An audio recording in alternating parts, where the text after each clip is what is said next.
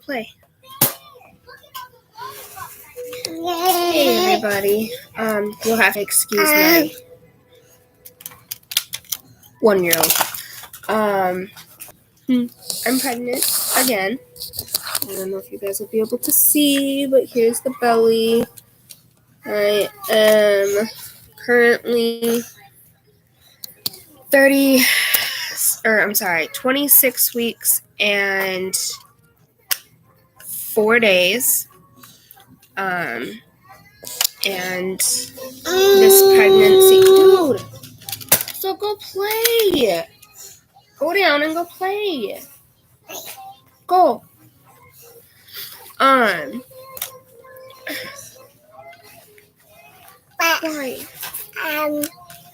Anyways, but yeah, so this pregnancy has been rough. Very rough. I am considered high risk. It's in my stuff. It's in my papers from my doctor. She said that I am considered high risk because of my... It's already ready for you to shoot. I am not playing this game with you today. Anyways, my cervix had to get stitches put into it because of what's been going on. My cervix thinned early, and so therefore I had to go in and have surgery done, basically. They did not put me under. They gave me an epidural, basically, and they numbed me from the waist, basically from my belly button down. So therefore, that has happened. Not fun. But at the same time,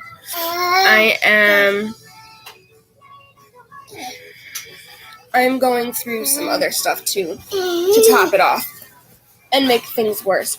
Go play. No.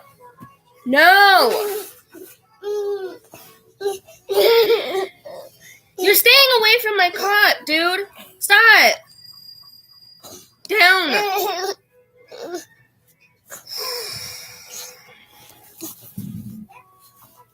Sit. But yeah, so with this pregnancy, it's been rough. That happened at about 20 weeks, or just before 20 weeks. I had to go in and get that done. I was working. I've had to quit since then because I have been having like actual, real, full-blown contractions. Granted, they don't last long. They're anywhere from 6 to 10 minutes, but still, those are contractions, like real contractions, not Braxton Hicks, real contractions. And I was having them while I was driving a vehicle. So I'm like, no, I'm putting myself at risk. I'm putting my unborn child at risk. Not doing it. So, because of that, could you sit down, please? Because of that, I had to make the decision on quitting my job. What? Go play.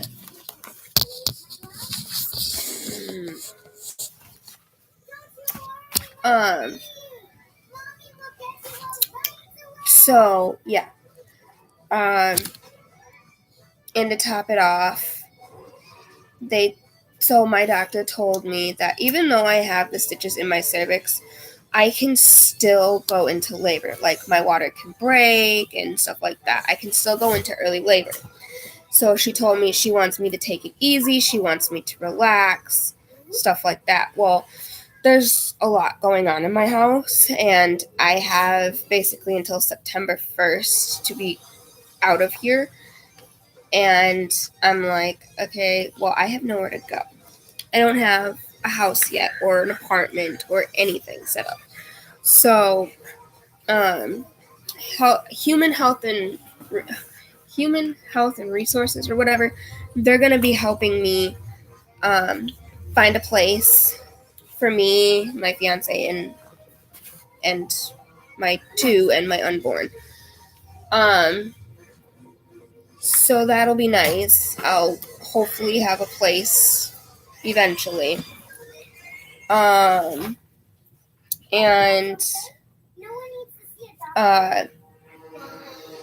to make things even better for myself, they're even gonna get me a car seat for the new baby. My dad will have to watch my other two, so this one and my other one, while I go in to have the baby. My due date is currently September 13th, but that doesn't mean that the baby won't come before then. I was supposed to be induced with this one, my youngest one, and I ended up going into labor a day before my induction date. So if that happens with this one, what? Jesus. If that happens with this one where they say, oh, we're going to induce you on such and such date, I'm going to tell them, no, you're going to see me a day before. Because I already know how this goes. I had my youngest one, my second one, at 37 weeks and 6 days. I was supposed to go in at 38 weeks exactly. Could you stop? I was supposed to go in at 38 weeks exactly to go in and have an induction done. That was November 18th. I went in November 17th and I had him. So, he wasn't supposed to be due till December 2nd. And he came way early. But that's okay. They always have it set for 40 weeks or whatever. But for me, I ended up going in and having him at 37 weeks and 6 days. So I was fine with that. And with this one, it's been rough. Starting out, I weighed 160 and then I lost a lot of weight. All the way up until my second trimester. And even a little bit in my second trimester, I was still losing a little bit of weight. But then, not even halfway through my second trimester, I think I was like a couple weeks in, I started gaining a lot of weight. And so now I got weight on now.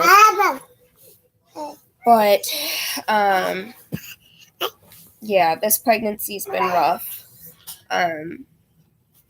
I still get contractions every so often. Not all the time, but every so often I get them. Right now I'm not having contractions, but the baby does move a lot. Like a lot. More than what the doctor said that the baby's supposed to do. It's supposed to be like every 2 hours. Baby's supposed to move. This one is moving like every hour on the hour. Like 1 hour, baby's asleep. Next hour, baby's up moving.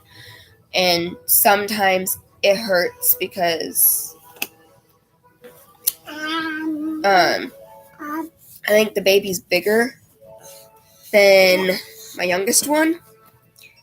And what I mean by that is at 20 weeks, I was able to start feeling elbows, knees, toes, fingers, head, everything. I was able to feel everything that he would move.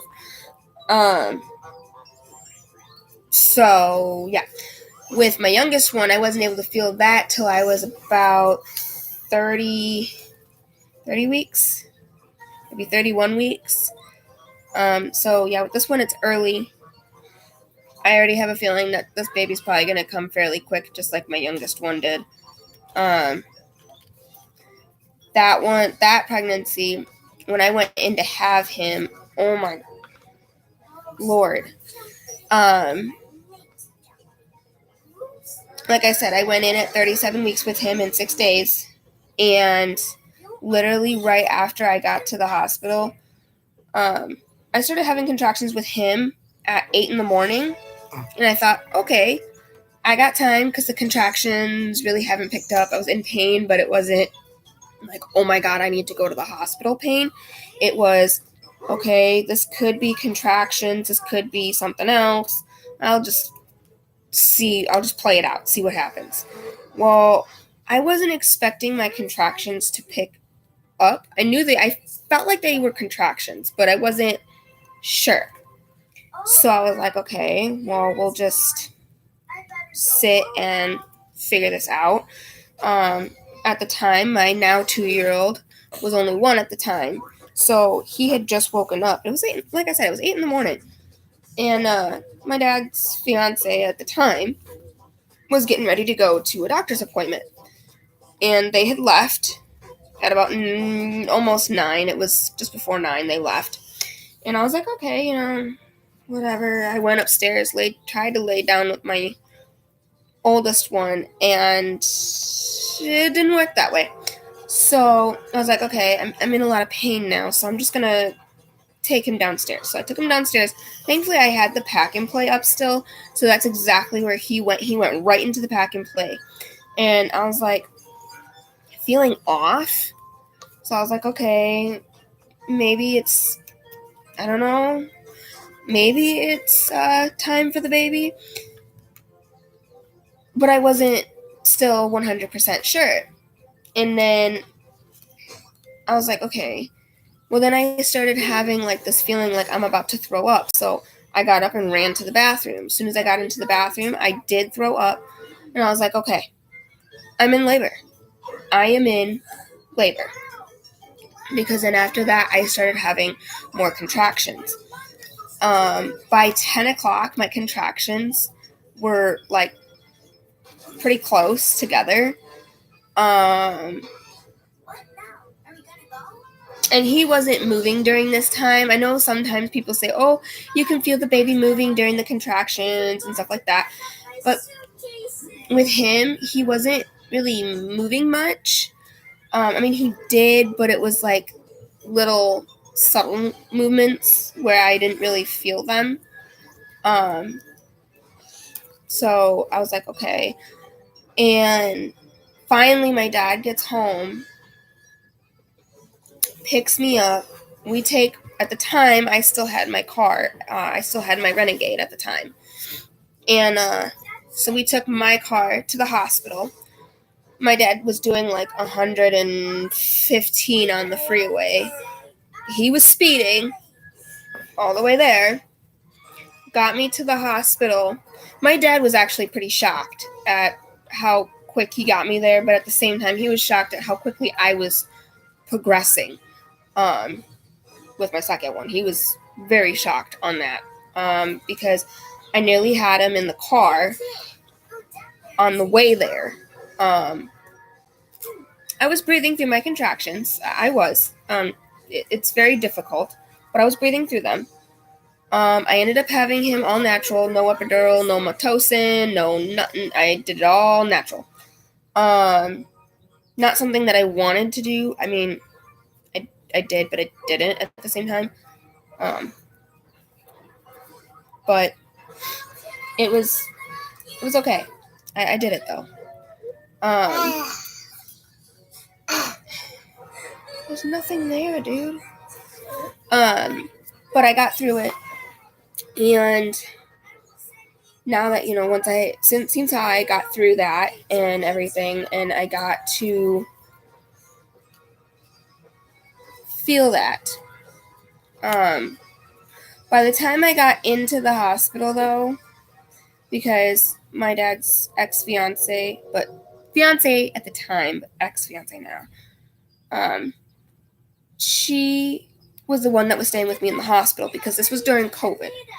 This was during the pandemic. I wasn't allowed to have anybody. I mean, I could have one person in my room, but if that person smoked or whatever, they had to, they were not allowed to leave my room. They had to stay in my room and all that. And I did not want to do that to my fiance because of the fact that during that time, it was a little stressful. There was a lot going on in that room. So, because of that, I didn't want him to stop.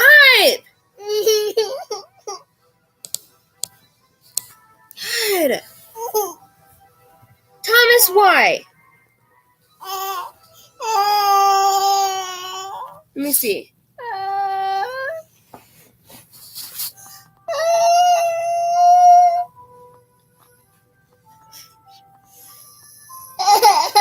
You're okay.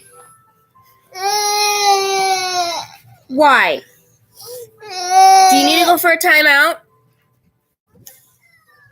That was not okay. Mom. Sit down. You're fine. But yeah. So, can you do me a favor? Can you move? Go play, baby. I know your brother's an asshole. I'm sorry. Can you please go put that back in Daddy's radio? Because that's where it belongs. It doesn't belong on the floor. Or just put it up there. Just put it up there. Just put it up there. You don't have to put it in there. Just put it up there. Away from the edge, though. You can play, though. What are you looking for? This? Anyways.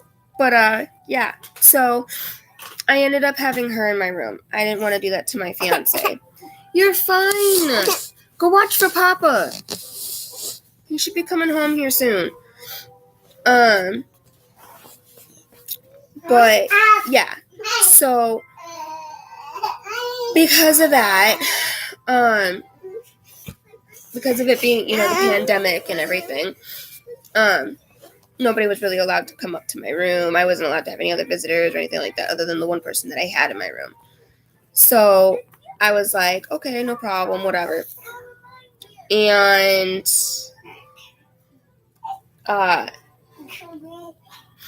after having him, he came at 10:44 in the morning. I was able to have the entire day with him, the entire day, which was awesome because right after I had him, I was able to order food for myself because I was hungry. And surprisingly, I wasn't as exhausted as I was with my first one. And I don't know why that was. I don't know if it was because he just came so quickly. I didn't have to put my body didn't have to put so much energy into it or what the deal was. But I was very happy that I was able to spend the entire day with him. Instead of stop, be nice. Instead of trying to after giving birth to him, falling asleep while holding him, or falling asleep while trying to breastfeed or whatever. So with him, it was different. I breastfed him. I think it was for a good hour to 2 hours. I mean, I could not get him off once he latched on, which was good. Even the nurses and the doctors are like, that's perfect. That's what we want. And that's good. So he did that on either side. That's why I said it was 2 hours, because it was an hour on this side and an hour on that side. But he was perfectly healthy. He was 6 pounds, 12 ounces, and was 20 inches long. So he was definitely bigger than his older brother, but like I said, he came quick. So I didn't have to push real long. I think I only did like 3 pushes and he was here. It was very quick. And the nurses, when I went in there and I got there to the hospital and everything, I almost had him in the emergency room. Once we got into the elevator, finally the nurse came down to get me from labor and delivery. She took me up and she got me into the elevator and she's like, well, how far along are you? I looked at the lady and I said, how far along do I look? Because I'm sorry, to me, I cannot speak with these contractions going. And I told her, I was like, I'm 37 weeks and 6 days. I was supposed to come in literally tomorrow to be induced. And she's like, oh. And I was like, yeah, just please get me up to a room. Like, he's coming and I would like to get up to a room. So they got me into a room. They asked me if I want skin-on-skin contact, and I said yes. They had me stripped immediately. By the time they got the gown on me and they laid me down on the bed to see how far dilated I was, they told me that I was basically fully dilated to 10 centimeters and I was fixed already. So I was like, okay, this is happening. And they're like, you're going to have to push without epidural or anything like that. So I did. Hey, Thomas, find something else to play with. And so because of that, I'm sorry, guys. I don't know what's going on here with my face. Stop! Jesus. What? Lay down. Jesus. But yeah. So, he came really quick. Quicker than I had anticipated, but it was worth it. Literally the next day, I left the hospital at about 12 o'clock, and then, after that, literally right after I left the hospital, we didn't even come straight home. We went to my grandmother's house after he was born. I had 9 stitches in total after having him. I was actually supposed to have 10, but I told the doctor to just leave me alone because even though she was numbing me, I could still feel all the needle going in and out and pulling and tugging, and I just, no. Nope. I was done with it. I was in a lot of pain after that, but I was able to immediately get up and walk around, eat right away, stuff like that. So that labor with him was a good experience, I will say. I did panic at first when they told me that I wasn't going to have epidural by any means. I did panic a little bit, but they told me he's just coming too quickly and there's no way we'd be able to get the epidural in before he would pop out. So I had to do what I had to do. But this one, I am also going to do all natural. I will not, and I refuse to get an epidural, and I refuse to have Pitocin. So I am definitely letting my doctor know this once we are closer to going into labor and closer to possibly having the baby. Those are 2 things I will not get. I will tell her I want to go into labor naturally. If we set an induction date, that's fine. But I will tell you this right now, I will not make it to that induction date. I will tell you right now, I'll be coming here before then. Of course, when I went in to have my second one, it wasn't my actual doctor.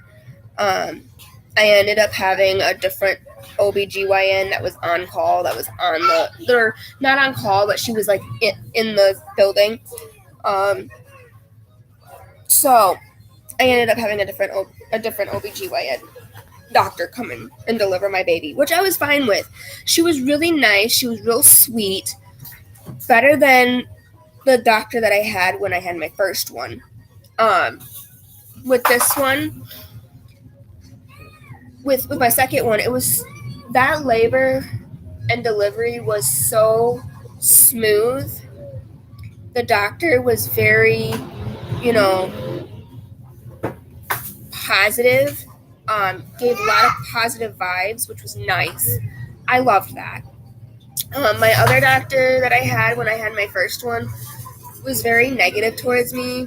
Um, just rough. I wanted to literally, while I was in labor, I literally wanted to just hit her because she was irritating me. It was a very hard experience with the first one. But my second one, it was a very nice, pleasurable experience. And I'm hoping, fingers crossed, with this one, it's the same thing. I'm hoping that my actual OB will actually be able to deliver my baby, but there's a chance that it may not be her. It may be my other doctor that I have as like on the side doctor.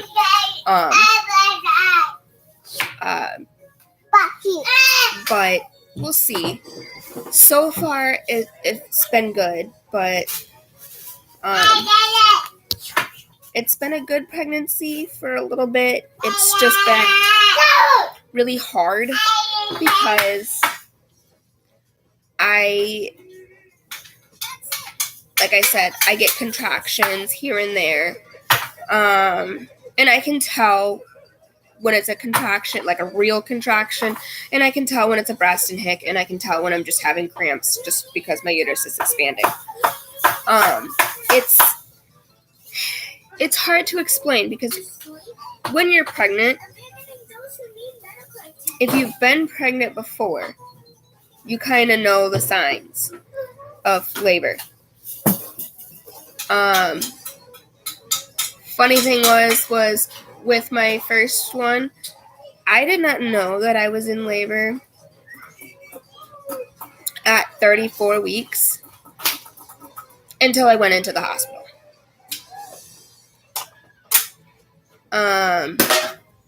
But with my second one, I was able to tell I was in labor. And with this one, that's where I know, and I can tell I'm more in tuned into this pregnancy, I think, than I was with my first and second one. Partly because, get that out of your ear now, out. Partly because of the way that this pregnancy is, but yeah, I'll probably go live again later. Right now I have to deal with my kids. But yeah, I will be back later.